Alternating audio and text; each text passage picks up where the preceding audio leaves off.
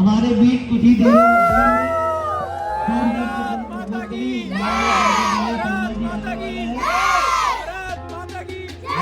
अभी शहीद स्मारक चौक पे हम लोग आए हुए हैं जहाँ पर कंपटीशन चल रहा है और अभी मैंने आपको दिखाया भी कि लगभग 25 सालों से ये लोग कर रहे हैं। तो अभी छोटे बच्चों का क्या सभी लोगों का क्विज कंपटीशन ये लोग करने जा रहे हैं, तो थोड़ा सा उसकी भी झलक दिखाएंगे। बाकी वीडियो आप लोगों को कैसी लग रही कमेंट में लाइक शेयर सब्सक्राइब करके जरूर बताएं। कमेंट में जय हिंद जरूर लिखिएगा यार, प्लीज़ प्लीज़।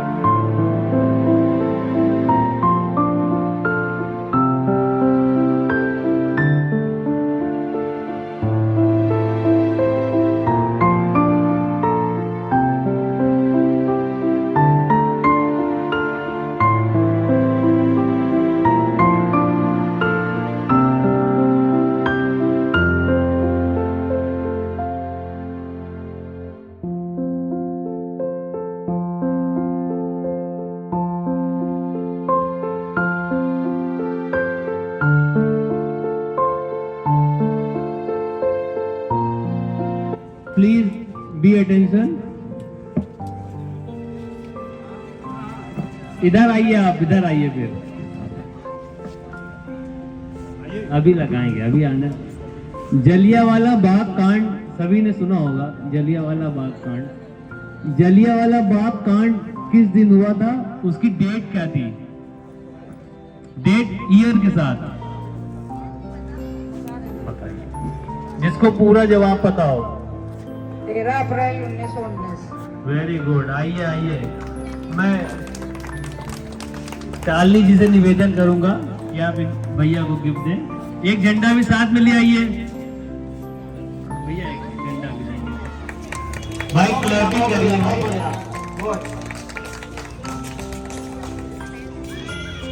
भारत के प्रथम चीफ ऑफ डिफेंस स्टाफ, पहले भारत के पहले डिफेंस चीफ ऑफ स्टाफ, वहां जाइए जरा, उनका नाम क्या है? आप इधर बैठिए, आप उधर बैठ जाइए, वही के लिए वही बैठ रावत। गुड, आ जाइए आ जाइए। भैया तालियां बजा दिए यार।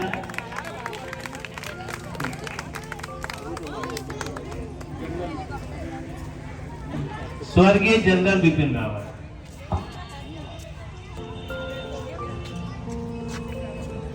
राष्ट्रगान से संबंधित है। राष्ट्रगान आप सभी लोग गाते हैं, सुनते हैं। राष्ट्रगान आधिकारिक रूप से कितनी देर तक गाया जाता है? पहले उसको मौका दीजिए जिन्होंने जवाब नहीं दिया है। पहले उनको मौका, सबको मिल जाए। आगे देख लें। 52 सेकेंड, एकदम सही, एकदम सही जवाब। इधर आइए।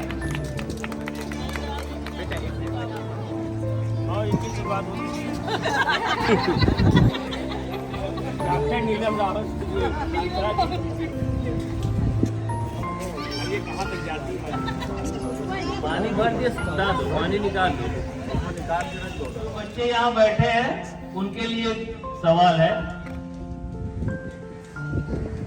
सारे जहां से अच्छा गीत किसने लिखा था? ये बच्चों का सवाल है, बच्चे जवाब देंगे। जिन बच्चों को पता हो वो हाथ उठा दें। गार्जियन कृपया मदद न दें उनको। अपने आप बताने दीजिए, ज्ञानवर्धन है। कैमरे में सब आ रहा है सर, सर सर सब आ रहा है। देखिए यूट्यूब पे आप डायरेक्ट जा रहे हैं। नहीं बेटा नहीं, कौन बोला? ऐसे ऐसे चिल्ला के जवाब ना दीजिए, आप भी खेलिए, हाथ उठा दीजिए, आप भी पार्टिसिपेट करिए, हाथ उठाइए। इकबाल। हाँ ये जवाब सही है। इकबाल का पूरा नाम क्या था? इकबाल सही जवाब है, ताली बजा दीजिए उसके लिए।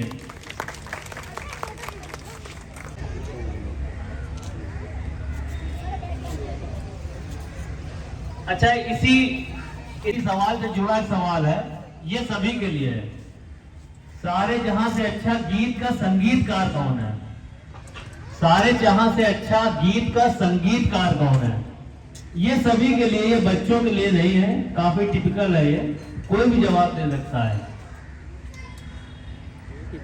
थोड़ा सा गूगल ना करिएगा भाई प्लीज, मजा नहीं आएगी यार। हसरत मोहानी। नहीं नहीं नहीं नहीं, और कोई? मैम आपके पास आएगा तब जवाब दीजिए। नीरज नाथ। मैं संगीतकार पूछ रहे, संगीतकार। नीरज जी गीत लिखते थे, गोपाल दास नीरज जी गीतकार थे। और कोई जवाब? नहीं भैया, हम संगीतकार पूछ रहे हैं और आप हाथ उठाइए, हम आपके पास आएंगे। नहीं नहीं, जिन्होंने क्विज बनाए उनको जवाब है। देखिए बताने दिए, जवाब दीजिए भाई। प्यारे लाल जी। नहीं नहीं नहीं नहीं। अच्छा, जैसा कि हमारी जानकारी है, मुझे भी कंफर्म नहीं, लेकिन हमारे जो नहीं नहीं रविशंकर जी। पंडित रविशंकर संगीतकार थे। अभी कुछ हाल ही में उनकी डेथ हुई है, पंडित रविशंकर। और हमारे लिए ताली बजा दिए, जिसने क्विज बनाया उसके लिए बजा दीजिए।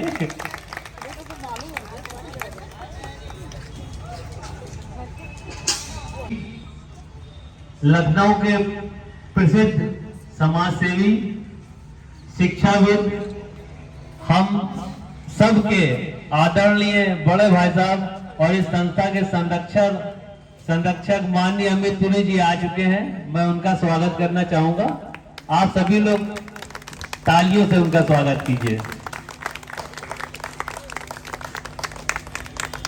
हमारे बीच कैसरवा रानी लक्ष्मीबाई के पूर्व पार्षद प्रत्याशी और हमारे बड़े भाई संजीव तिवारी जी और पुष्पेश सोनकर जी भी आ रहे हैं, हम उनका भी हार्दिक स्वागत करते हैं।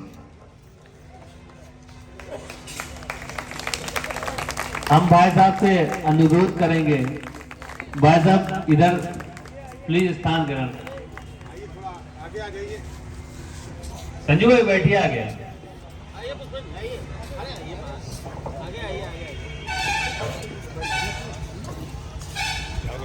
हमारा अगला सवाल, मेरा अगला सवाल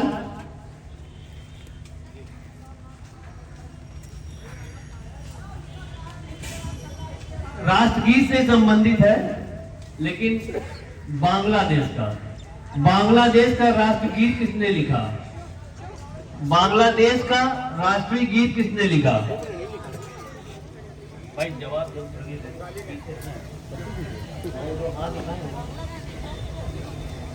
भैया प्लीज मोबाइल में ना देखिएगा, अच्छा लगेगा, खेलना अच्छा लगेगा। रविंद्रनाथ टैगोर। बिल्कुल सही जवाब, बिल्कुल सही जवाब। रविन्द्रनाथ जी ने बांग्लादेश का भी गीत लिखा।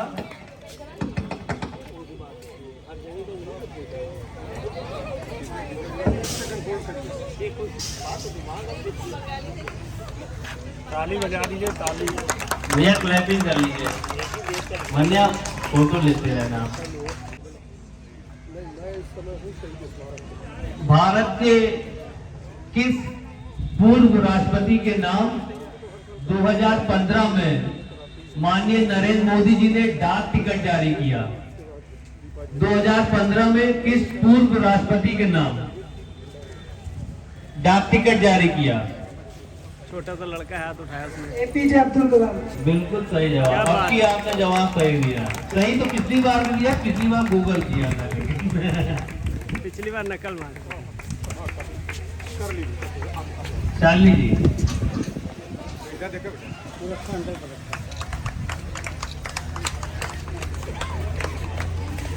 उस पूर्व मुख्य चुनाव आयुक्त का नाम बताइए जिन्होंने सबसे पहले वोटर आईडी की शुरुआत की। जिन्होंने सबसे पहले वोटर आईडी की शुरुआत की, पीछे से हाथ उठाया है।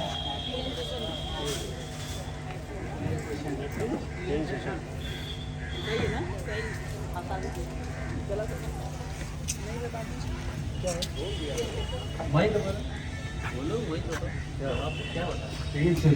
टीएन सेशन नहीं है भाई, सॉरी, मुझे पता था यही जवाब आएगा।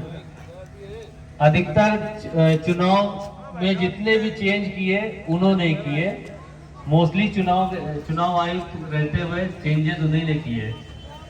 शायद जहां तक मैं सही हूं, इसमें जो जवाब लिखा है आर.के. त्रिवेदी जी थे, जिनकी अभी 2015 में डेथ हुई है। पूर्व चुनाव आयुक्त आर.के. त्रिवेदी जी ने वोटर आईडी की शुरुआत की थी। चलिए ये सवाल, आप लोगों ने टेनिस तो सुना होगा, टेनिस का खेल। टेनिस के खेल में विलियम्स पहने हैं, लेकिन हमने अब ये सवाल पास कर दिया। स्थापना किस वर्ष में हुई? भारतीय सेना की स्थापना किस वर्ष में हुई? हमारे बीच एडवोकेट अजय श्रीवास्तव जी आए हैं, मैं उनका स्वागत करता हूं। गणेश राय जी का स्वागत करता हूं। उनके साथ जो भी लोग हैं उन सभी लोगों का स्वागत करता हूं।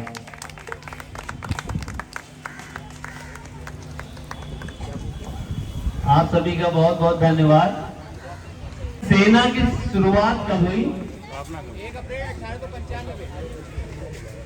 1 अप्रैल 1895। भारतीय सेना की स्थापना 1 अप्रैल 1895। एकदम सही जवाब। आप प्लीज यहाँ आइए भाई।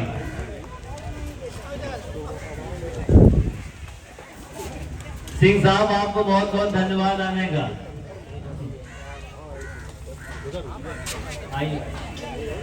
इधर देखो, इधर देखो। ताली बजा दीजिए भाई। बच्चों तुम लोग शांत बैठे हो, कोई जवाब सुने। जितने बच्चे बैठे हैं सब सुन ले, ध्यान से सुने। बहुत आसान सवाल है, बहुत ही आसान सवाल। भारतीय थल सेना के वर्तमान सेना प्रमुख का नाम। वर्तमान सेना प्रमुख का नाम। बच्चों का सवाल है ये, बच्चों का। आप बताइए। नहीं बेटा, आता हो तो बताइएगा, कोई जवाब नहीं, कोई हिचकिचाहट नहीं। गलत सही कुछ भी बताइए। भगत सिंह। नहीं बेटा, नहीं, कोई बात नहीं। भगत सिंह। बेटा, वर्तमान थल सेना अध्यक्ष, वर्तमान थल सेना अध्यक्ष। सुभाष चंद्र बोस। बेटा कोई बात नहीं, थल सेना अध्यक्ष। इस समय के जो आपकी सेना है उसका अध्यक्ष। गांधी जी। सवाल समझिए पहले ना, पहले सवाल समझिए। थल सेना अध्यक्ष का नाम। अच्छा, ये सवाल हम पास कर रहे हैं बड़े लोगों पर। बड़े लोगों में से जो जिनको आता हो हाथ उठा दे। पूरा नाम लेकिन बताइएगा, पूरा नाम बताइएगा। थल सेनाध्यक्ष श्री मनोज पांडे जी। भाई थोड़ा सा सही करिए। जिनको आता चिल्लाइए मत। आप जवाब देना है तो आप हाथ उठाइए, ऐसे मत करिए। ऐसे सवाल नहीं। जवाब पूरा नाम बताइएगा, गूगल मत देखिए। गूगल देखिएगा तो हम पास कर देंगे। हम इस सवाल को कैंसिल कर रहे हैं। बहुत आसान सवाल है, मुझे लगता है कि मोस्टली लोगों को पता होगा। महात्मा गांधी जी ने दांडी मार्च किया था। महात्मा गांधी जी ने दांडी मार्च किया था। दांडी मार्च का आरंभ कहां से और कब किया? दांडी मार्च का आरंभ कहां से और कब किया? अगर इसको भी बता दीजिए। साबरमती आश्रम 12 मार्च। देखा, हमने प्रमोट किया, तुमने सही एकदम बताया। अभी तुमसे हमने कहा कि जवाब दो। वेरी गुड, आओ बेटा, सही जवाब एकदम।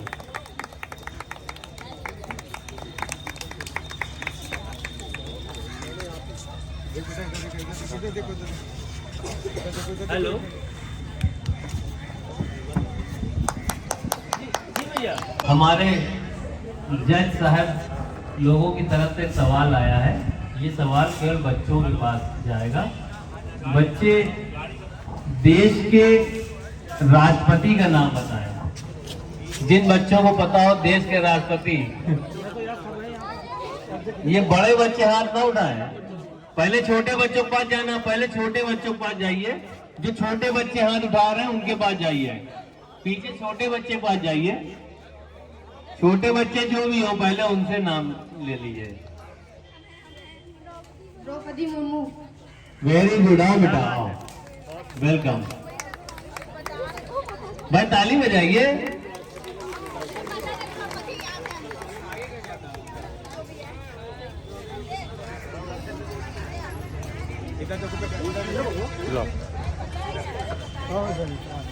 Very good. मैं महिलाओं से पूछूंगा, लेकिन बच्चे बताएं, महिलाएं ना बताएं। बच्चे बताएं तो ज्यादा अच्छा है। पहले बच्चे बताएं। अंतरराष्ट्रीय महिला दिवस कब मनाया जाता है? ये केवल बच्चों के लिए। बच्चे बताएं अंतरराष्ट्रीय महिला दिवस। बच्चों, फोटो तो खूब डालते हो तुम लोग यार। Sister day, mother's day, women's day. 6 March. अरे नर्वस 90। 8 मार्च। किसने बताया? वेरी गुड, कम कम कम बेटा, बहुत पास में रह गई तुम। 6 मार्च तुमने बताया, 8 मार्च है।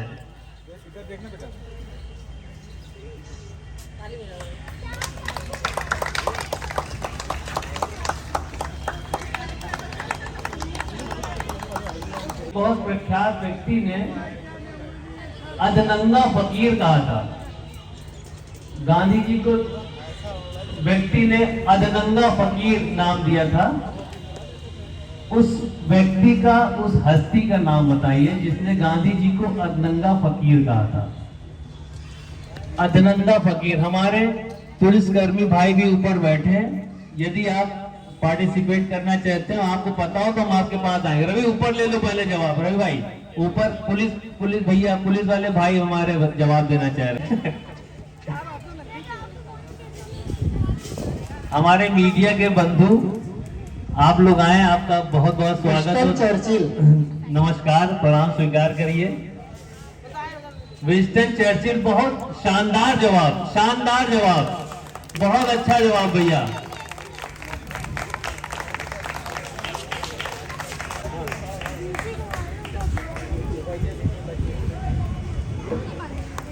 बहुत अच्छा जवाब भैया, बहुत अच्छा जवाब।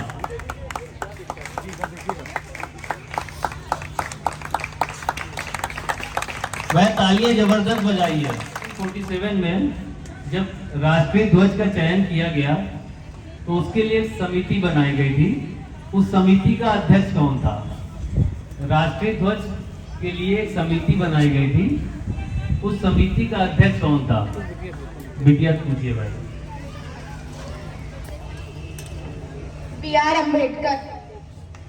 बेटा वो संविधान समिति के थे, संविधान सभा के अध्यक्ष थे। कोई बात नहीं, जवाब आपने अच्छा दिया, कोशिश की।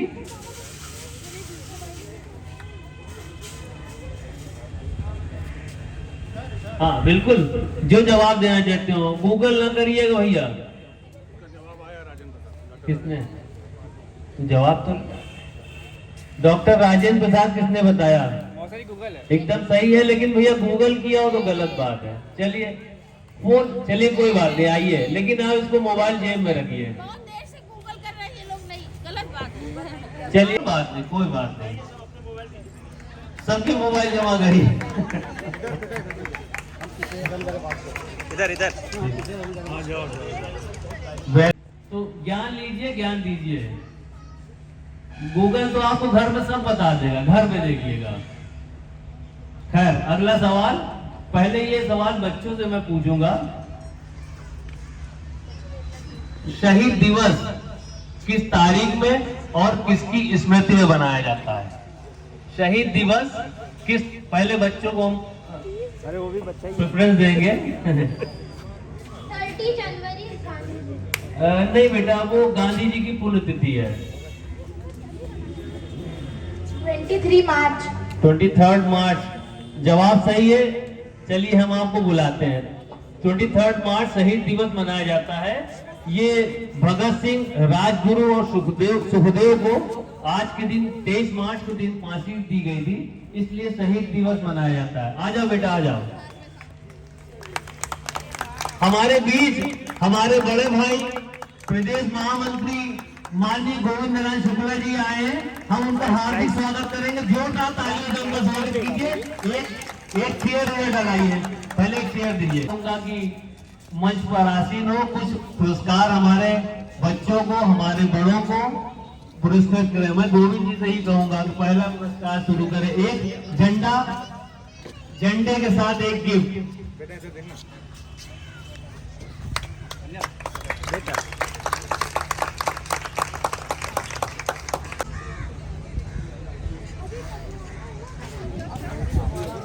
एक बार और रिपीट कर दीजिए।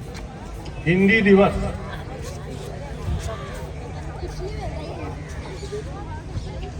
दिवस वो बच्ची ने कब मनाया गया? 14 अगस्त।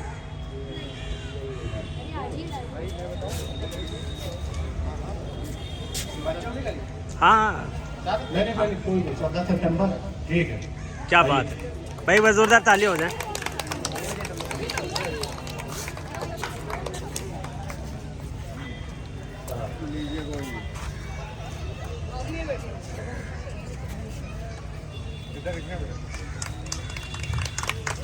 भाई भाई भाई हेलो।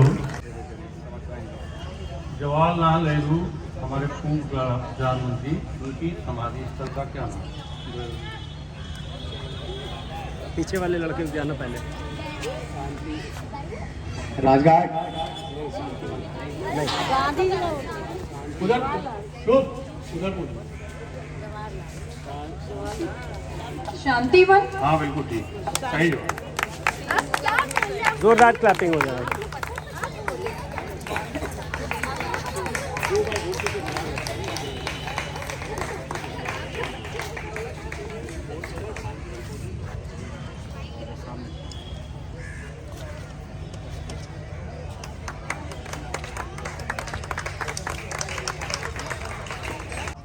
भारत माता की जय। भारत माता की जय। हम इस क्रम को आगे बढ़ाएंगे। उससे पहले हम चाहेंगे कि हमारे बीच माननीय अमित पुरी जी हैं। हम चाहेंगे 2 शब्द वो अवश्य कहें। माननीय अमित पुरी जी।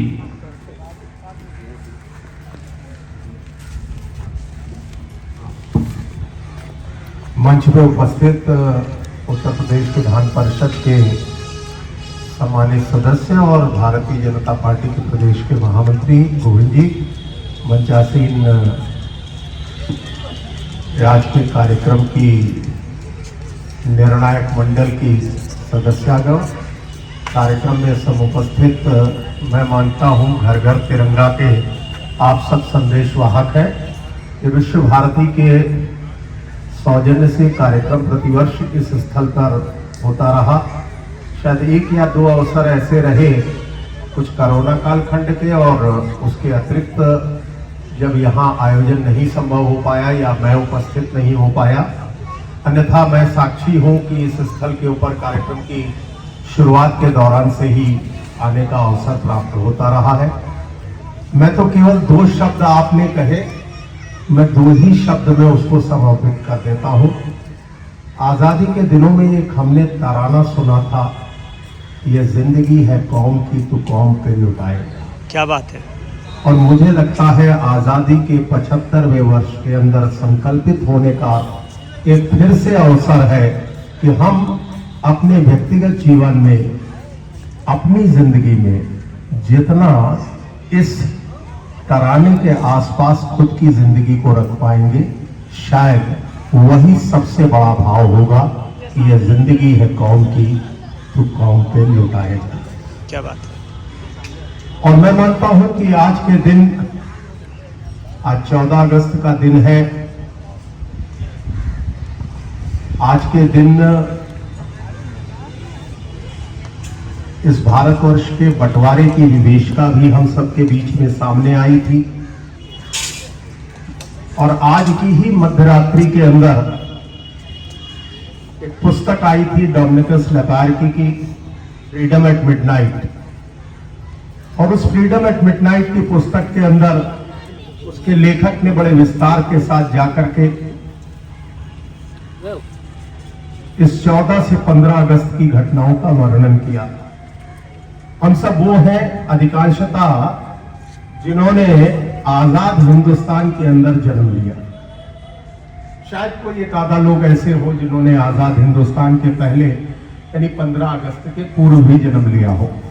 लेकिन हाँ, मुझे याद है 1930 के अंदर कांग्रेस का वो अधिवेशन, जिस अधिवेशन के अंदर एक संकल्प लिया गया था, और वही संकल्प आज के दिन का सबसे बड़ा संकल्प है। एक संकल्प लिया गया था कि हम पंचनद के प्रदेश को नहीं बंटने देंगे।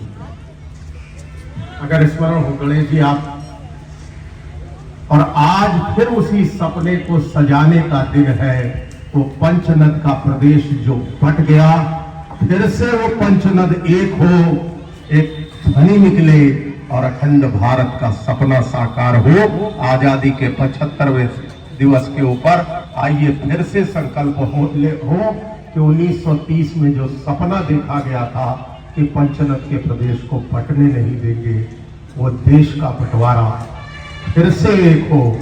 यह सपने के साथ हमारी पीढ़ी जरूर जिए, यह मैं चाहता हूं। धन्यवाद। जोरदार तालियां।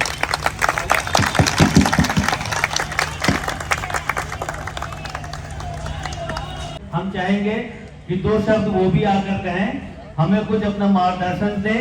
आपकी उपस्थिति हमारी गरिमा बढ़ा रही है। प्लीज 2 शब्द कहिए।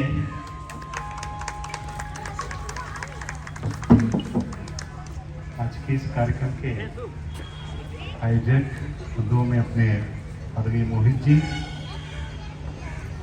अपने इस कार्यक्रम में उपस्थित भारतीय जनता पार्टी के वरिष्ठ नेता जिनका अभी बहुत ही शारगर्भित संबोधन हुआ है, ऐसे आदरणीय पुरी जी, मंच पर उपस्थित अपने निर्णायक मंडल की सदस्य बहनें, समूह बैठे हुए सभी सम्मानित नागरिक बंधुओं, आज देश आज़ादी की पूर्व संध्या पर जो 75वां वर्ष मना रहे हैं, हम लोग अमृत महोत्सव के रूप में पूरे देश में इस वर्ष को हम लोगों ने मनाया है।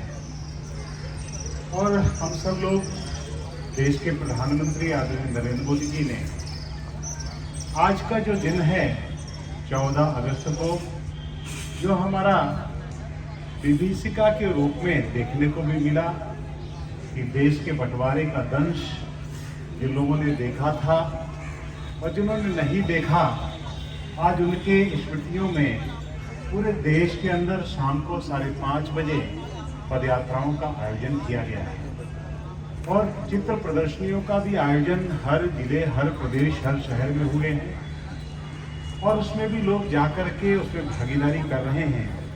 लेकिन यह वर्ष जो 2022 है, 14 और 15 अगस्त का, ये हम सब के लिए बहुत ही विशेष महत्व रखता है। मैं इस कार्यक्रम में तो पहली बार आया हूँ।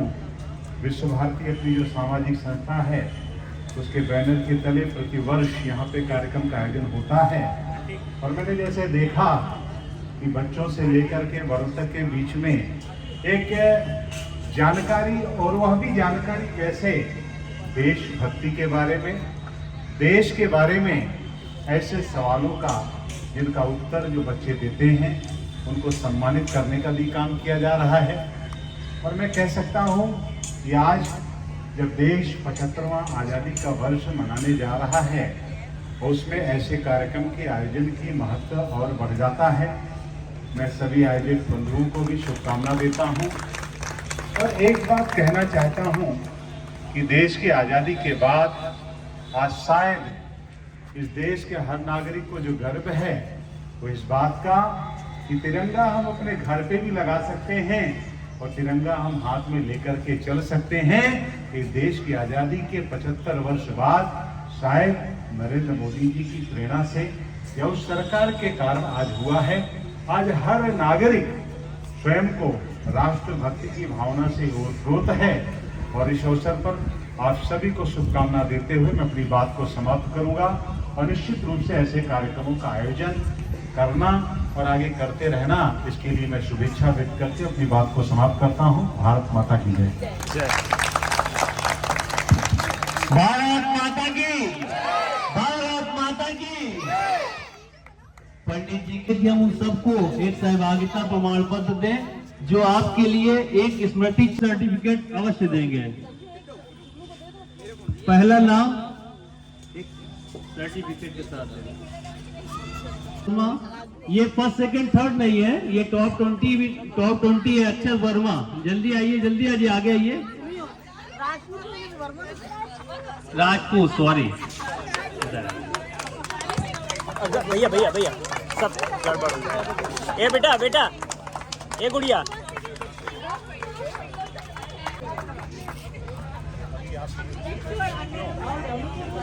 सौम्य राजपूत।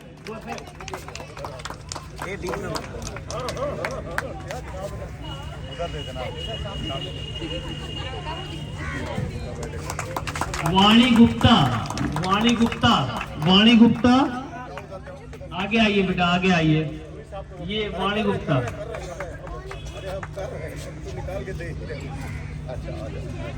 आइए इधर बेटा, सामने आइए, सब सामने आइए इधर।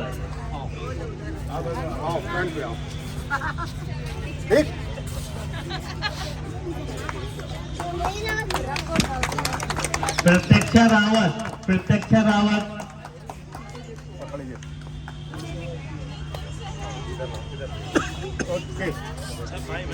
हाँ बना इधर ही आइए। एक आप वैभवी विष्णुही, वैभवी विष्णुही,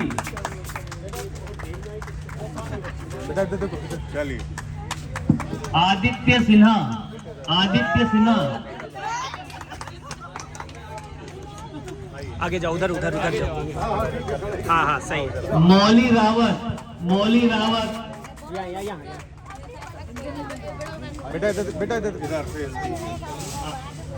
आयान, आयान शाह, आयान शाह,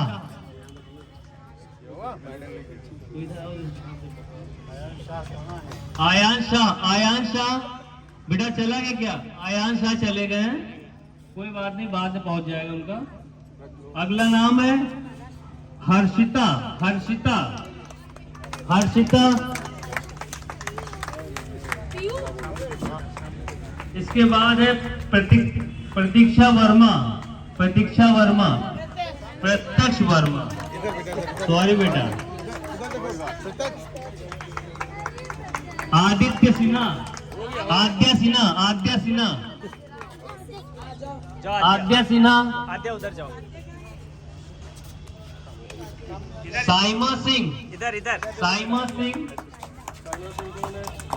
फोटो खींच ले दो पहले, फोटो खींच ले, उधर खींच ले। हेलो लो।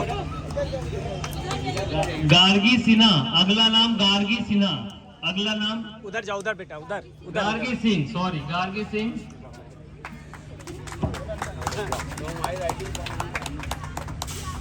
आद्या सिंह, आद्या सिंह, अगला नाम आद्या सिंह।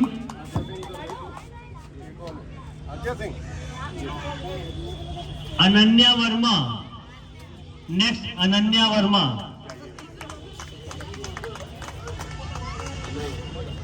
अनय गुप्ता, अनय गुप्ता, फोटो खींचो भाई, फोटो खींचो। इधर आइए बेटा।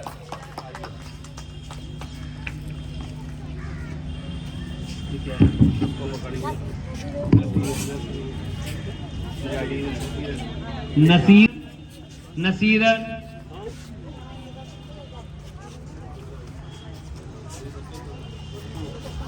रामशाह, रमशा, रमशा। कौन है? आओ इधर मुंह करो। इधर आओ, इधर आओ। हाँ देखो। अच्छा, ये कुछ बच्चों ने जो कलरिंग किया था उनके नाम है आद्या कश्यप, आद्या कश्यप, पकड़ लो। आद्या कश्यप। आद्या कश्यप कौन है? आद्या कश्यप तुम हो? आद्या कश्यप।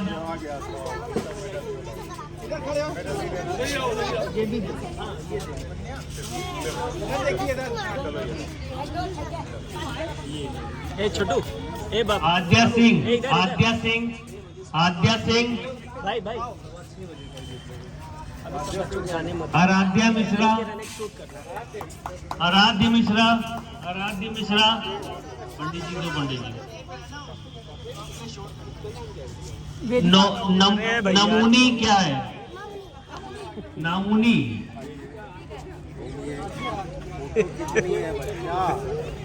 रुशना खातून। रुशना खातून। कोई बात नहीं। और देखो सलमा खातून। सलमा खातून। चलो एक दूसरे सर्टिफिकेट ले। अनय गुप्ता। अनय गुप्ता। अनय गुप्ता। अनय गुप्ता। अनय गुप्ता है। एक नाम और है पंडित जी, एक नाम और है, उसको दे दिएगा।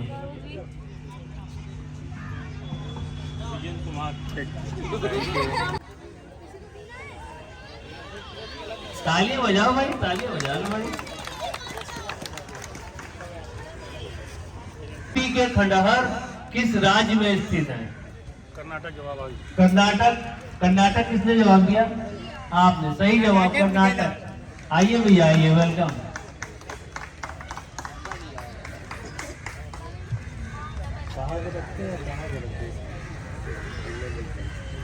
अगला सवाल। हालांकि ये सवाल जनरल है, लेकिन चूंकि रिलेशन इसका विमेन से है तो मैं उनसे पूछूंगा। कोशिश करिए कि पहले प्रेफरेंस उनको मिले। भारत का पहला महिला विश्वविद्यालय कहाँ स्थित किया गया था? पहला महिला विश्वविद्यालय कहाँ स्थापित किया गया था? पहला, पीछे देखिए, आप जवाब ले लीजिए भाई। मुंबई में। एकदम सही जवाब, मुंबई में। पहला महिला विश्वविद्यालय मुंबई में स्थापित किया गया। आइए आप। भारत माता की जय। भारत माता की जय। इधर देख लीजिएगा।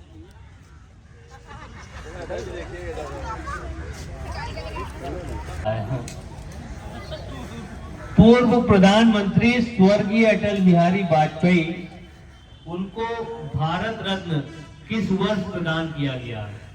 कल उनकी पुण्यतिथि है।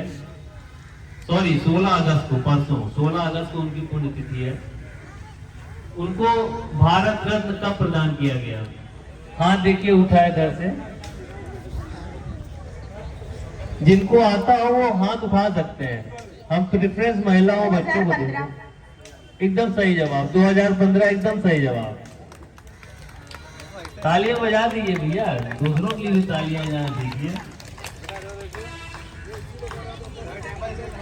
आविष्कार किसने किया था? भैया उधर से एक देखिए, हाथ ही रेज, हाथ रेज। किसी नहीं बेटा, नहीं। और किसी को? और कोई? पीछे पीछे देख लो, पीछे भी देख लिया करो, पीछे से। बॉल पेन का आविष्कार किसने किया था? मिलन। नहीं नहीं, सॉरी। इधर आइए, खेलिए, मजे से खेलिए। इधर आइए, जवाब दीजिए। आइए, बोलिए। Mister John. नहीं बेटा, नहीं भाई, सॉरी। कहिए तो हम जवाब दे दें। हाँ, दे दीजिए, हो गया, कोई नहीं। John bond.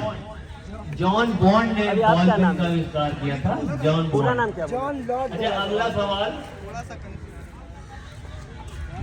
थोड़ा सा इसमें इफ बट है। सेलुलर या मोबाइल फोन का आविष्कारक किसे माना जाता है? सेलुलर फोन या मोबाइल का आविष्कारक किसको माना जाता है?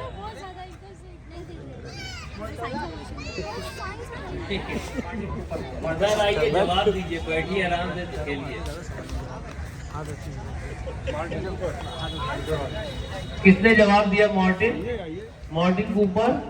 मार्टिन को आइए आइए, वेल डन, बहुत अच्छा जवाब, बहुत अच्छा जवाब।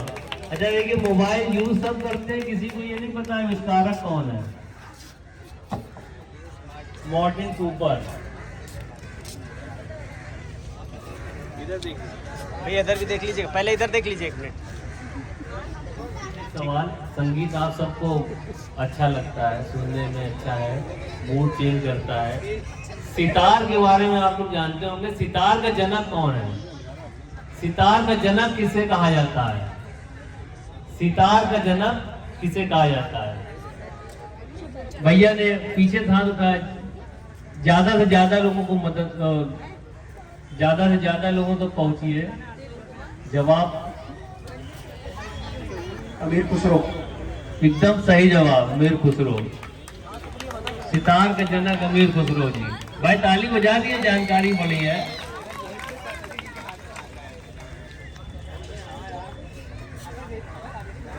भैया इधर देखिएगा। राजधानी, तंजानिया की राजधानी, तंजानिया की राजधानी।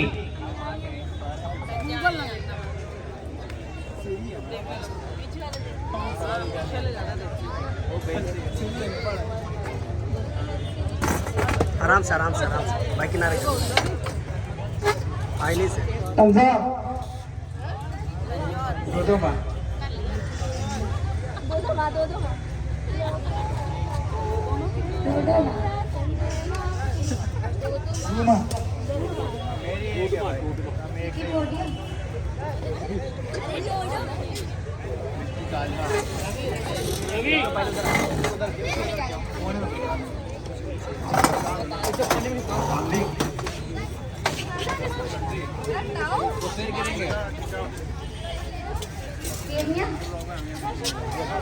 सारे देश हो गए आंसर पास। एक वो हाथ उठा रहे, एक हाथ उठा रहे उधर पीछे, पूछ लीजिए पहले। डोडोमा।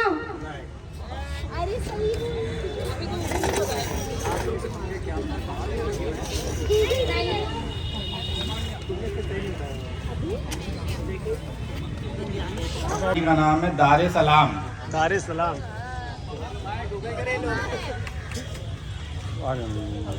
तंजानिया की राजधानी पास किया। अच्छा एक सवाल और, श्वेत कोयला, व्हाइट कोल किसे कहते हैं? श्वेत कोयला, व्हाइट कोल किसे कहते हैं? श्वेत कोल।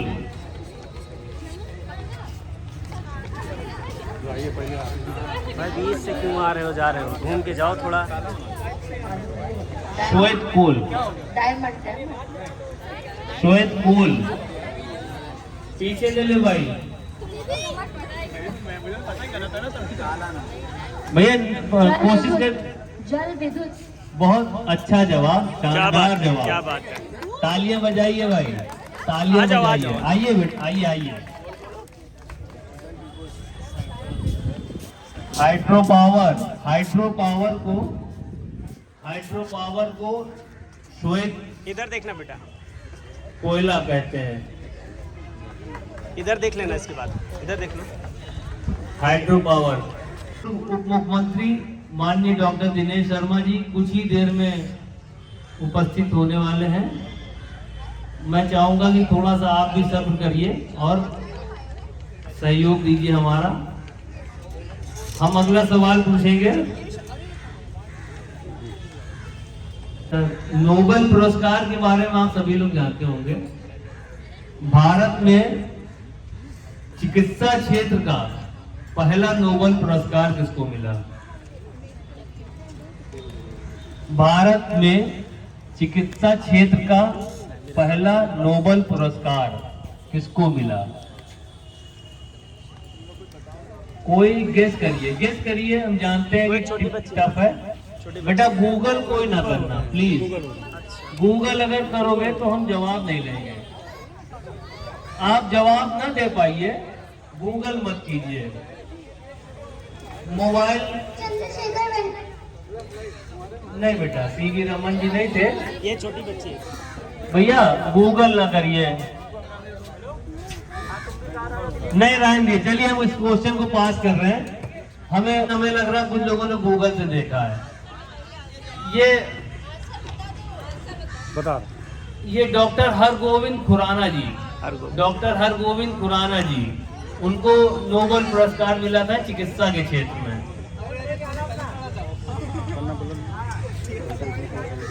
गूगल ना करिए, हार जीत तो कुछ है नहीं, ये तो एक मनोरंजन के लिए है। गूगल में मजा नहीं आता, मजा नहीं आता है। शहीद भगत सिंह को फांसी किस दिन दी गई और उस दिन को कहते क्या है? अभी ये सवाल हम पूछ चुके हैं। 31 मार्च, उस दिन को कहते क्या है? शहीद दिवस। बिल्कुल सही जवाब। आइए आपने क्या जवाब दिया? 31 मार्च। भैया 23 मार्च है, सॉरी 23 मार्च है। नहीं, मुझे लगा अब 23 मार्च अब का। हटा अब ये दीजिए। सवाल हम पास करेंगे। 23 मार्च है, उस दिन उनके साथ लंबी सुरंग किस राज्य में स्थित है? अटल सुरंग है, किस राज्य में स्थित है? मेरे ही ब्लॉग में है भाई अगर पता है तो इधर आके खेलिए, कोई प्रॉब्लम नहीं। आइए बैठिए ना, जवाब दीजिए। सही जवाब। नहीं, हिमाचल सही जवाब। सही, हिमाचल प्रदेश सही जवाब है। किसने दिया? हाँ? आइए। सबसे लंबी और सबसे सुरक्षित और सबसे स्वच्छ हर चीज।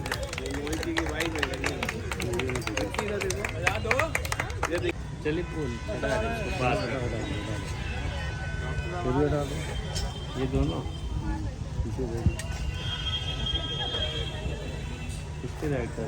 वतन के लोगों, ये गीत मुझे लगता है ऐसा शायद ही कोई देश का व्यक्ति हो जिसको ना पता हो। सभी हाथ उड़ गए, सवाल भी नहीं पूछे, हाथ उड़ गए। बड़ा आसान सवाल है यार। ये प्रदीप जी ने लिखा, ये बताना चाह रहे हैं, सवाल नहीं पूछ रहे हैं, ये बताना चाह रहे हैं। ये सवाल प्रदीप जी ने लिखा है। एक गीत और है,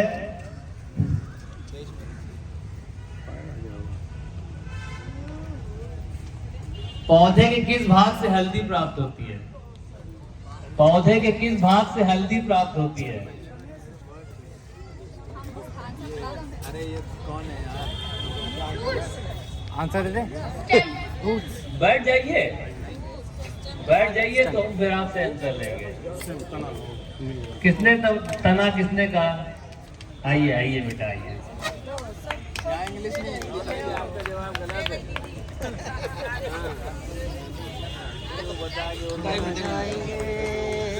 एक बार इधर देख लीजिएगा प्लीज। इधर चेक। मनुष्य के शरीर में कितनी मांसपेशियां होती हैं?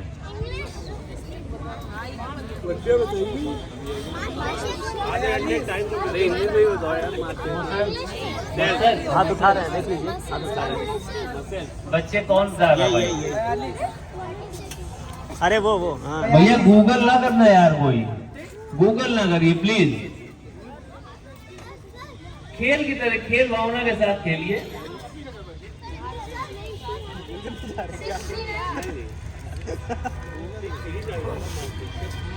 639 आंसर आया। किसने दिया? 639 जवाब किसने दिया? आइए, बहुत अच्छा जवाब, तालियां बजा दिए भाई। 639 मांसपेशियां होती हैं। इधर।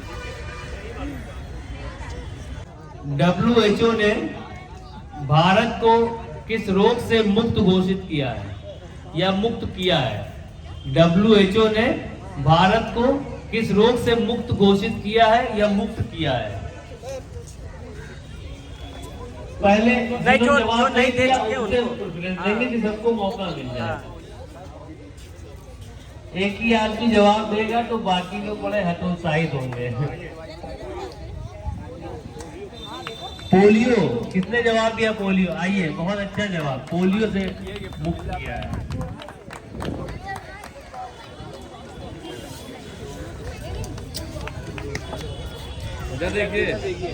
इधर भी देखिए, इधर भी। बड़े मजे से देखते हैं, बड़ा मजा आता है सबको ना। सांड किसी एक देश का राष्ट्रीय खेल है। सांड की लड़ाई, सांड की लड़ाई किस देश का राष्ट्रीय खेल है?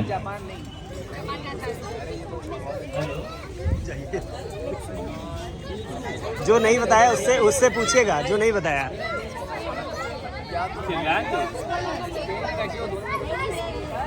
हाँ, अपने हिसाब से खुली छूट है आपको।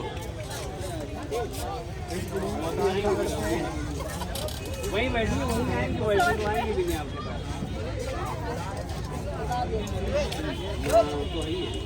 स्पेन सही जवाब आ गया।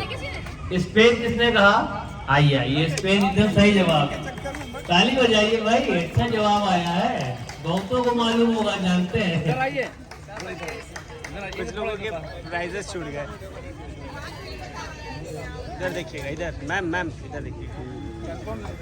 ओलंपिक खेलों में किसी व्यक्तिगत खेल में भारत को पहला रजत पदक किसने दिलाया था?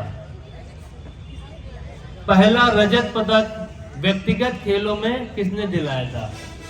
भारत को पहला ओलंपिक में पहला रजत पदक किसने दिलाया था? पूछ लीजिए, पूछ लो भैया, पूछो। बहुत बार हाथ उठाए। पीवी सिंधु। नहीं, गलत हो गया, कोई बात नहीं। जवाब दीजिए, गलत हो कोई बात नहीं। उधर आप इधर से भी उठ रहे हो भाई, इधर से भी आप जवाब ले लीजिए। पहली बार जो हाथ उठाया हो उससे अवश्य जवाब लीजिए। हमारे बीच कुछ ही देर में डॉक्टर दिनेश शर्मा जी, राज्य के पूर्व उप मुख्यमंत्री जी उपस्थित हो रहे हैं। सिल्वर था कि रजत था? रजत पदक, रजत सिल्वर ही, रजत पदक, सिल्वर मेडल। मीरा भाई चानू। नहीं भैया, पहला रजत पदक, पहला रजत पदक। इधर सही जवाब इधर है। सही जवाब नहीं। बता जवाब है। इससे भी पूछ लीजिए। बोलो।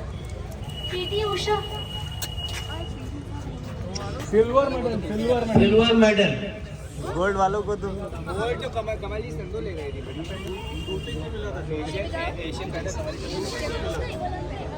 बताइए। कर्णव महेश।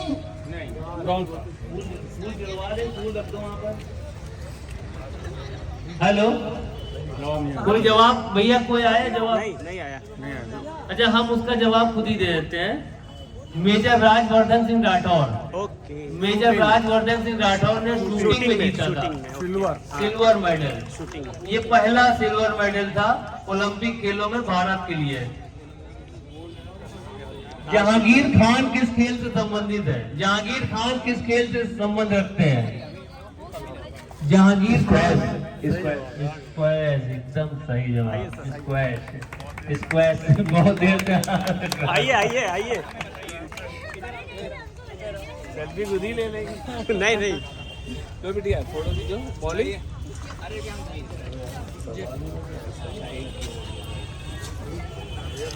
इधर भी देख लीजिएगा, इधर भी। सबसे कम उम्र में फांसी किसे दी गई? पहले बच्चों से ले ले जवाब। आओ, ये छोटे वाले बच्चे। किसका जवाब आ रहा है? उधर नहीं भैया, जिसको जवाब पता हो चिल्लाए नहीं। खुदीराम बोस, एग्जैक्ट, एकदम सही जवाब। खुदीराम बोस जी को 19 साल में फांसी की सजा मिली। सबसे कम उम्र के। खुदीराम बोस जी को। इधर देखो बेटा। माननीय डॉक्टर दिनेश शर्मा जी आ रहे हैं। हम आपसे अनुरोध करेंगे कि जब वो आए तो करतल ध्वनि से उनका स्वागत कीजिए। किसी इतना व्यस्त शेड्यूल था उनका क्या सभी का था, आज बहुत से कार्यक्रम लगे थे। भैया जाइए नहीं अभी, भैया क्विज चल रही है अभी, बिल्कुल खेल के जाइए, पूरी तरह खेल के जाइए। बैठिए बैठिए, बस हमें अनुरोध है गूगल ना करिए, मस्ती रखिए। बहुत से प्राइज अभी बैठ किए हैं, होंगे यहीं कहीं होंगे, सामान रखा होगा। अरे कोई नहीं। भारत में आजादी के बाद पहली जनगणना कब हुई? सेंसस पहली जनगणना कब हुई? 1951। 1951। नहीं भैया नहीं, ये पीछे बच्चे जवाब ले लो भाई। अरे विकास ये आगे बच्चों से पूछ लो पहले। 1951। नहीं बेटा, वो तो 51 तो उन्होंने बताया। 1950। नहीं 52 में 9 2011 में हुई थी, तीसरी 2019 सही है। 2011 अब गूगल करिए, हम देख के गूगल करिए, सब लोग गूगल करिए, शायद हमारे गलत लगा है। गूगल नहीं, अब इसको पास करेंगे क्योंकि नहीं आपने नहीं किया, 51 बच्चे नहीं बताया था। हम कंफर्म नहीं है इसमें, हम गूगल कर लेंगे क्योंकि 51 इस बच्चे ने बताया, हमने उसको रिजेक्ट किया। पहली जनगणना में कंफ्यूजन है हमें भी, अभी क्लियर हो जाएगा। हम इस क्वेश्चन को पास करते हैं, अगला क्वेश्चन सवाल तक ले लेते हैं।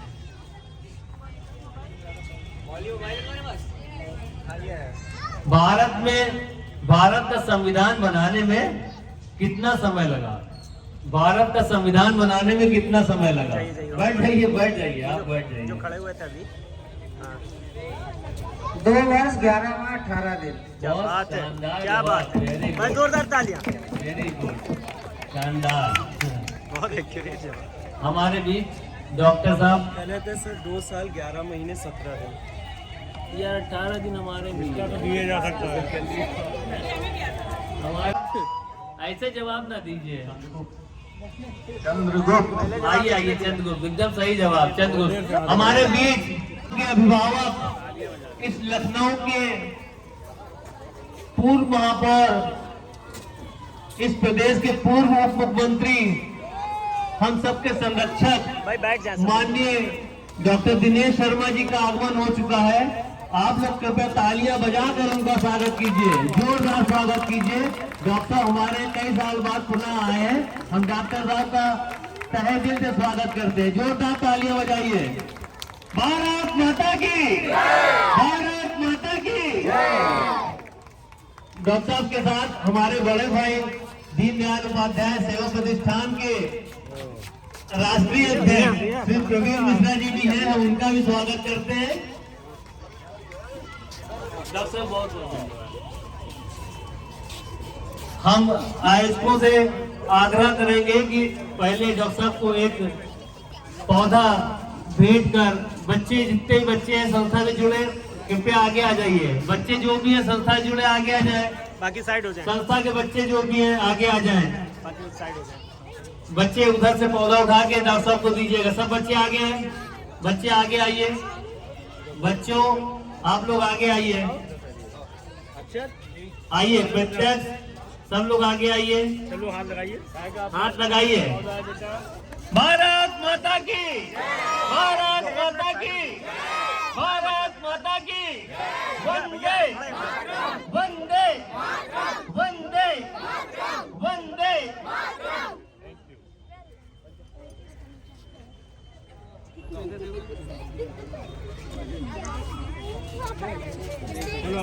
हम इससे पहले क्विज को कंटिन्यू करें, हम डॉक्टर साहब से एक सागर्भित उद्बोधन के साथ एक वृक्षारोपण कराना चाहेंगे। रात को नहीं, रात को नहीं। हम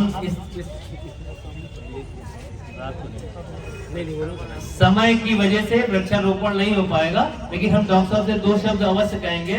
फिर डॉक्टर साहब कुछ प्राइजेस दे दीजिएगा तब जाइएगा आप। सब लोग पहले बैठ जाइए, बैठ जाइए। हम अगला सवाल पहले जवाब जिन्होंने दिया था भैया जवाब दीजिए जी, आपके जवाब। बैठ जा भैया, बैठ जा भैया, बैठ जा सब लोग। एक सवाल उसका जवाब डॉक्टर साहब से लेकर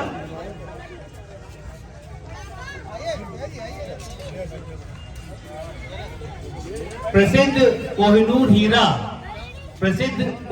हीरा कहां से प्राप्त हुआ था? प्रसिद्ध कोहिनूर हीरा कहां से प्राप्त हुआ था? इधर से जवाब आया है, जवाब ले लीजिए। जब उधर झंडे रखे हुए खा रही है, साथ में झंडा लेना है।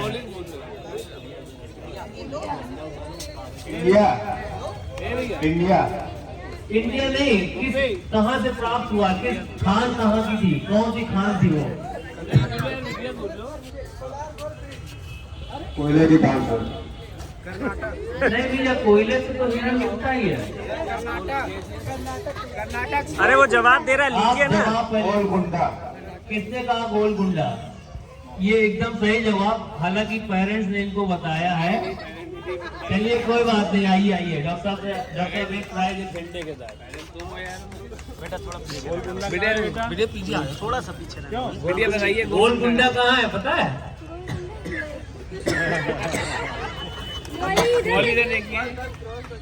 पापा पकड़ गया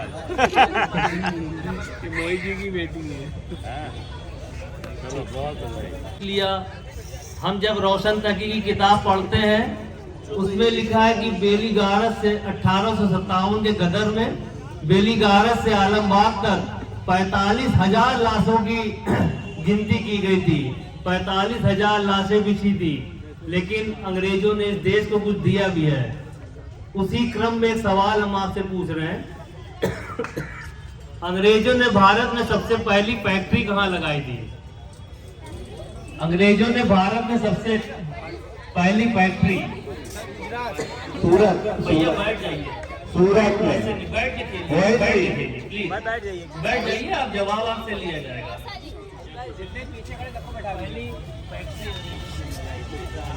किस जगह लगा? मोहित जी सूरत जवाब आया है। किसने सूरत कहा है?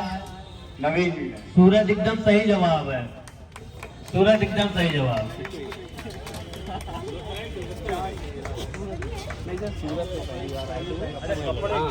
कपड़े की यानी सब आप ही नाम ले जाओगे और किसी के लिए कुछ छोड़ दीजिए। डॉक्टर साहब के लिए, डॉक्टर साहब 2-4 सवाल फिर आप, मुझे बड़ा अच्छा, हम लोगों को बड़ा गौरव महसूस हो रहा है कि हमारे बीच आप बैठे हैं। एक आखिरी देंगे, आप जवाब दीजिए। बस 2 सवाल हम आपसे 2 जवाब चाहेंगे। लोगों को बड़ा उत्साह लग रहा है कि आप हमारे साथ बैठे हैं। आप इस छोटे से आयोजन में पूरा समय दे रहे हैं, इतनी देर में आए, लेकिन आप बार आप कहीं बिजी रहे, इतने व्यस्त शेड्यूल के बाद आए, हमें बड़ा अच्छा लग रहा है। एक सवाल इस समय पूछेंगे। पहला हालांकि बच्चों के लिए है, अगर बच्चे जवाब दें तो ज्यादा अच्छा है। इस देश के उपराष्ट्रपति का नाम, इस देश के उपराष्ट्रपति का नाम, बच्चों के लिए सवाल है ये। हमारे देश के उपराष्ट्रपति का नाम, नवनिर्वाचित उपराष्ट्रपति। कोई एक जवाब दीजिए, चिल्लाइए नहीं भैया। बच्चों से जगदीप धनखड़। आइए, वेरी गुड, आइए। हालांकि ये अच्छा नहीं लगता, लोग इधर उधर बताते हैं।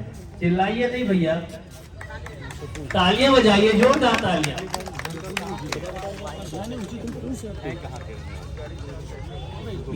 बताया ना। चलिए बुलाइए। थोड़ा भाई पीछे हो जाइए सब लोग। डॉक्टर साहब भैया बैठ जाइए। कार्यक्रम का संचालन कर रहे हैं अवस्थी जी, आदरणीय श्री प्रवीण मिश्रा जी, आदरणीय श्री मनोज त्रिपाठी दामू जी, सुरेश मिश्रा जी, और जो पूरे नगर में जिनकी अपनी अलग पहचान है, मैं तो इनको रनर विधायक नहीं बल्कि विधायक से भी ऊपर श्रेणी में रखता हूँ ऐसे श्री रजनीश गुप्ता बॉबी जी और हमारे उपस्थित सभी महानुभाव, पुष्पेन जी और सभी उपस्थित महानुभाव। आज ये कई बार मैं दीपांजलि श्रद्धांजलि के अवसर पर आता रहा हूँ। मोहित रावत जी इसको कराते रहे हैं और मोहित जी के पहले मनोज मिश्रा जी बड़े तन्मयता से इसमें भाग लेते थे और मुझे आज यहीं पे सीढ़ी पे उतरते हुए पता चला कि मनोज जी नहीं रहे और मुझे ताज्जुब भी हो रहा था कि मनोज मिश्रा पता चलता था कि 8-9 तारीख को आ जाते थे और जिद्द पूर्वक वो ये अनुरोध करते थे कि मुझे इस दीपदान के कार्यक्रम में मुझे रहना है। आज हमारे बीच में नहीं है, उनको श्रद्धांजलि देते हैं। अभी यहाँ पर विजयन जी, रविशंकर जी, नवीन रावत जी, शेखर जी, दुर्गेश जी, अकील खान जी, चंदन रावत, मनीष गुप्ता जी, शैलेंद्र जी, नील कांथा जी और सारे लोग आए हैं। मैं सबका धन्यवाद देता हूं। आजादी का आज का जो दिन है, 1947 में ये दिन पूरी रात लोग नहीं सोए थे और लग ये रहा था कि एक तनाव का वातावरण पूरे देश में था। और तनाव का सबसे बड़ा कारण क्या था कि आजादी सबने मिलकर लड़ी थी और उसमें तब कोई जाति और संप्रदाय नहीं था और कोई राजनीतिक दल भी दूसरा नहीं था। एक ही मंतव्य को लेकर सारे लोग लड़े थे। गांधी जी के नेतृत्व में एक वर्ग जो था जो अहिंसा का प्रतिपादन करने वाला असहयोग आंदोलन चला रहा था और उनके साथ रफी अहमद किदवई थे और तमाम और लोग, सरदार पटेल थे, नेहरू जी थे, सारे लोग थे। लेकिन एक वर्ग ऐसा था जो कहता था कि अंग्रेजों के बारे में गांधी जी कहते थे अगर कोई एक झापड़ मारे तो दूसरा गाल उसके सामने कर देना। तो चंद्रशेखर आजाद, बटुकेश्वर दत्त, रामकृष्ण खत्री, अशफाकुल्ला खां और भगत सिंह, खुदीराम बोस ऐसे एक, सुभाष चंद्र बोस ऐसा एक वर्ग था जो गरम दल कहलाता था। ये कहते थे अंग्रेज बड़े धूर्त हैं, ये सीधे से नहीं मानेंगे, ये तभी हिंदुस्तान छोड़कर जाएंगे कि अगर ये एक गाल पे झापड़ मारे तो दूसरे गाल पर एक जबरदस्त मुक्का मारो जिससे इनका जबड़ा टूट जाए, तभी ये भागेंगे यहां से। गांधी जी कहते थे नहीं, ये रास्ता ठीक नहीं है। और ये गरम दल, नरम दल सारे लोग मिल गए और भारत के नागरिकों ने, जिसमें कोई हिंदू नहीं था, कोई मुसलमान, सिख, ईसाई नहीं था, अगड़ा पिछड़ा, अनुसूचित, सवर्ण कोई नहीं था, सब केवल भारतीय और हिंदुस्तानी इंडियन थे और सबके मिली हुई आजादी मिलेगी हिंदुस्तान को तय हुआ। लेकिन अचानक जिन्ना और गांधी जी के बाद बीच में एक समझौता हुआ और युवा के देश का बंटवारा होगा और एक क्षेत्र पाकिस्तान चला जाएगा, एक हिंदुस्तान चला जाएगा। यानी आज 14 अगस्त को सुबह तक ये अखंड भारत था और इस भारत में पाकिस्तान और बांग्लादेश भी हिंदुस्तान का अंग थे। लेकिन 14 अगस्त की वो विभीषिका जिसने धर्म के नाम पर बंटवारा कर दिया और पाकिस्तान हमसे अलग हो गया और हिंदुस्तान अलग हो गया, लोकतांत्रिक देश बना, वो एक धार्मिक देश बना पाकिस्तान। 14 अगस्त को पाकिस्तान अपनी आजादी का दिन मनाता है और 15 अगस्त को हिंदुस्तान अपनी रात को 12 बजे अपनी आजादी का दिन मनाता है। यह मूल कारण यह है कि अखंड भारत का विखंडन वो 14 अगस्त को हो गया था और ये 14 अगस्त का जो विखंडन का दिन था उसने इस देश को कमजोर करने का काम किया था। लेकिन समय बदला और समय के साथ कौन सा भारत था? एक ऐसा भारत था कि जहां खाने के लिए लाल रंग का, आप में वैसे तो तमाम लोगों की आयु ऐसी नहीं है, जो लोग 40-45 साल से ऊपर के हैं उनको शायद याद हो कि भारत के पास में अन्न गेहूं मंगाने के लिए जो अमेरिका में सड़ जाता था गेहूं, जिसको लाल रंग का गेहूं बोलते थे, जिसको जानवर भी नहीं खाते थे, वो हिंदुस्तान को भेजा जाता तो हिंदुस्तान के नागरिक खाने के लिए मजबूर होते थे। बिजली आई तो समाचार होता था कि बिजली आ गई। पानी मिल जाएगा इसके लिए लंबी लंबी लाइनें लगा करती थी। सड़क बन जाए वो जश्न हुआ करता था।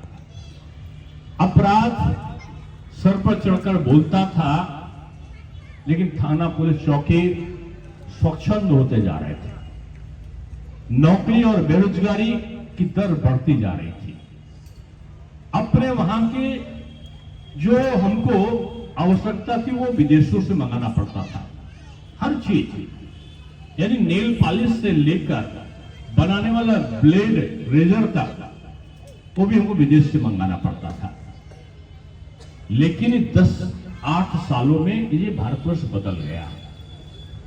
और बदल क्या गया कि आज दुनिया में सबसे ज्यादा हिंदुस्तानी, पहले अमेरिका का राष्ट्रपति चिल्लाकर बोलता, तो मैं नौजवानों के लिए बता रहा हूं, हिंदुस्तान से कोई जाता था तो अमेरिका के लोग बोलते थे, इन भूखे नंगे हिंदुस्तानियों से बच के रहो, कहीं ये हमारे यहाँ के नौजवानों का भोजन ना खा जाए। और आज हिंदुस्तान का जब लैपटॉप लिए हुआ, हाथ में मोबाइल खटाखट चलाता हुआ नौजवान जब अमेरिका या ब्रिटेन या जापान या जर्मनी पहुंचता है, तो वहां का राष्ट्रपति, वहां का प्रधानमंत्री चिल्लाकर बोलता है अपने वहां के नागरिकों से कि इन इंडियन से बच के रहना, कहीं ये हमारे देश के लोगों का रोजगार ना छीन ले जाए, एम्प्लॉयमेंट ना छीन ले जाए। बदल गया हिंदुस्तान।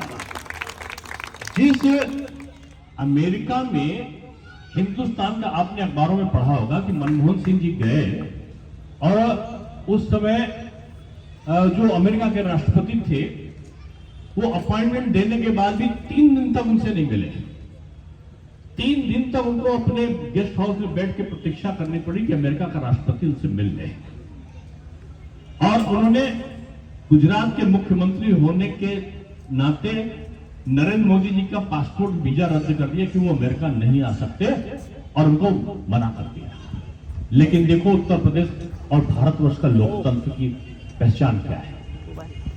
हिंदुस्तान के प्रधानमंत्री बने नरेंद्र मोदी जी, और जब प्रधानमंत्री बने तो अमेरिका के राष्ट्रपति उनके सामने मेरे देश आ जाओ का गुहार लेकर पहुंचे। तो पता चला कि अमेरिका जब वो पहुंचे तो अमेरिका में 1 घंटा 17 मिनट तक अमेरिका का राष्ट्रपति बराक ओबामा हाथ में फूल का गुलदस्ता लिए उनकी प्रतीक्षा कर रहा था कि मोदी जी का स्वागत कैसे करें, क्योंकि 1.5 लाख से ऊपर लोग व्हाइट हाउस के सामने वहां पर इकट्ठा हो गए थे। शक्ति बन चुका था। यमन में युद्ध छिड़ा, वहां हिंदुस्तान के जहाज आतंकवादियों के बीच में उतरे और अपने हिंदुस्तान के रहने वाले हिंदू और मुसलमान, जो भी हिंदुस्तान का नागरिक था, उसको वहां से लिफ्ट करके हिंदुस्तान सुरक्षित ले आए। पाकिस्तान और अमेरिका के लोगों ने हिंदुस्तान से गुहार की कि हमें मोदी जी हमारे नागरिकों को कोई निकाल लीजिए। वहां से निकाला। रशिया का और यूक्रेन का भी युद्ध छिड़ा। मोदी जी का फोन पहुंचा रशिया के राष्ट्रपति को, पुतिन को, और दूसरा फोन पहुंचा जो वहां के यूक्रेन के राष्ट्रपति थे उनको। उनसे कहा कि हमारे हिंदुस्तानी 10-12 हजार लोग वहां पर, हिंदू और मुसलमान वहां पर जो हिंदुस्तान के हैं वो फंस गए हैं। 1 दिन के लिए युद्ध बंद करो, हम उनको उठवा कर लाएंगे। रशिया ने कहा कि मोदी जी के आह्वान पर हम गोला नहीं चलाएंगे, 1 दिन का युद्ध विराम। यूक्रेन ने कहा, मोदी जी ने कहा 1 दिन का युद्ध विराम। और पता चला कि यह तय हुआ कि जिसपे भारत का झंडा, ये तिरंगा झंडा जो हाथ में लियो, जिस गाड़ी पे लगा होगा उस गाड़ी पे गोली नहीं चलेगी। और दोनों को चलता है। और हिंदुस्तान के झंडा लगी हुई तिरंगा जब यूक्रेन में बैठकर हिंदुस्तान के हिंदू और मुसलमान साथ में भारत माता की जय बोलते हुए निकल रहे थे, तो पाकिस्तानी और बांग्लादेशी लोग भी, जो यमन और अरब से लेकर जापान और जर्मनी तक के लोग फंसे हुए थे वहां पर, वो हिंदुस्तान का हाथ में झंडा लेकर भारत माता की जय बोलते हुए और वो सुरक्षित यूक्रेन से निकलकर बाहर आए। 3-3, 4-4 मंत्री वहां के हवाई अड्डों पर उनको लेकर आ रहे। मैं शहीद स्मारक के सामने ये कहानी सुना रहा हूं। इसलिए सुना रहा हूं कि बच्चों, ये देश मजबूत बना है। और मजबूत क्यों बना है? एक कहानी बचपन में हमारी अम्मा हम लोग को सुनाती थी ना, कि एक राजा था, उसने अपने 4 लड़के थे, अपने लड़के से कहा एक से कि लकड़ी को तोड़ दो। एक लकड़ी दिया, उन्होंने तोड़ दिया। दूसरे को बुलाया, उन्होंने तोड़ दिया। तीसरे को बुलाया, तोड़ दिया। फिर उन्होंने सारी लकड़ियों को एक साथ रस्सी में बांध दिया और सब लड़कों से कहा इसको तोड़ो। कोई लड़का नहीं तोड़ पाया। तो जो बुजुर्ग राजा था उसने मरते समय अपने लड़कों से कहा कि देखो, जब अलग अलग रहोगे तो लकड़ी की तरह टूट जाओगे, बर्बाद हो जाओगे। जब सब मिल जाओगे तो शक्ति बनकर तुम मजबूती से तुम अपना काम कर सकोगे। ये दिन यही याद दिलाने के लिए है कि आज हमारा अखंड भारत हमें शक्ति दे। हम जाति में ना बदले, हम धर्म में ना बदले। और मुझे खुशी है ये तिरंगा हर घर में पहुंच गया है। आप जाकर देखो, मुझे तो खुशी होती है। मैं तो लखनऊ, पुराने लखनऊ में रहता हूं। मैं जब नखास से निकलता हूं, गोल दरवाजे से निकलता हूं, सफाबाद से निकलता हूं, मौलवीगंज से निकलता हूं, तो वहां भी मस्जिदों के ऊपर भी झंडा लगे हुए हैं। ईदगाह चले जाओ, आपको देख कर आओ, पूरा सजा हुआ है ईदगाह। सामने भी रामलीला भी देखकर लोग वहां पर रामलीला में भी झंडे लगा रहे हैं। ये जाति और धर्म को बदल रहा है तिरंगा। इसलिए इस तिरंगे को जो मजबूती से खड़ा करो। कल 15 अगस्त है, हम सब तैयार होकर ये कहें कि ये अगड़ा, ये पिछड़ा, ये अनुसूचित, ये दलित, ये हिंदू और मुसलमान, ये सब अलग हटके अब ये मजबूत, ये जो मजबूत भूसा है, ये भारत की एकता का प्रतीक बनकर अब हम सब एक साथ भारत माता की जय करते हुए इस हिंदुस्तान को मजबूत बनाएंगे।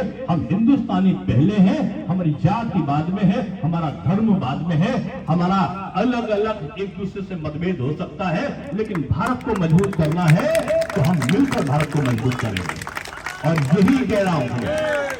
आपने कभी नहीं देखा होगा लखनऊ मैं भी गया कभी, लोग अलग अलग बोलते हैं।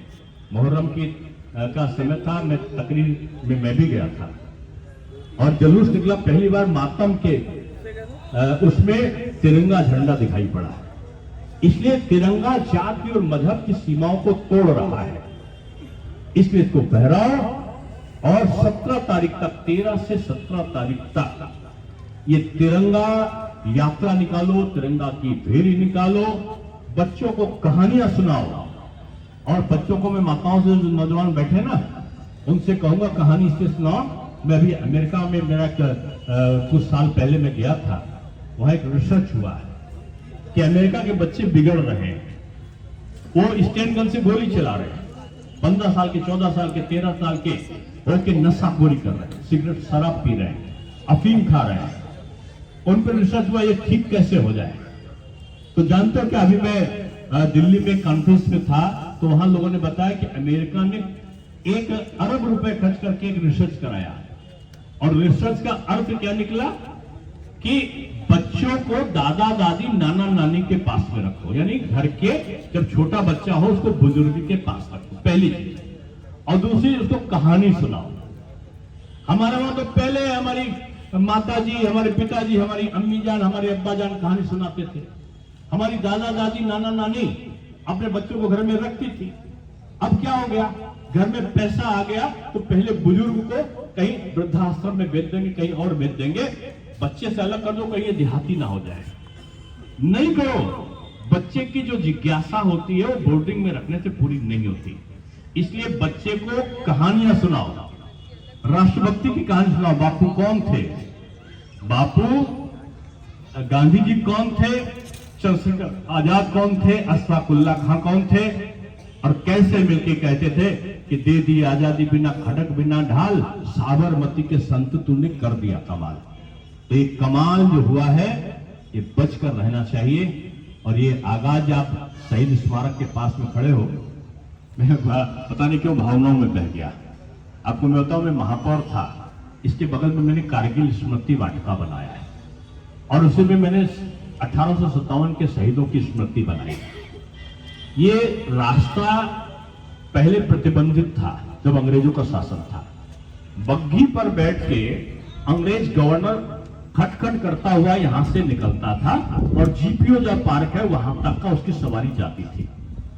और यहां बोर्ड पे लिखा होता था कि हिंदुस्तानी और कुत्ता, डॉग, ये दोनों तब तक सामने नहीं आएंगे जब तक उनकी सवारी ना निकल जाए।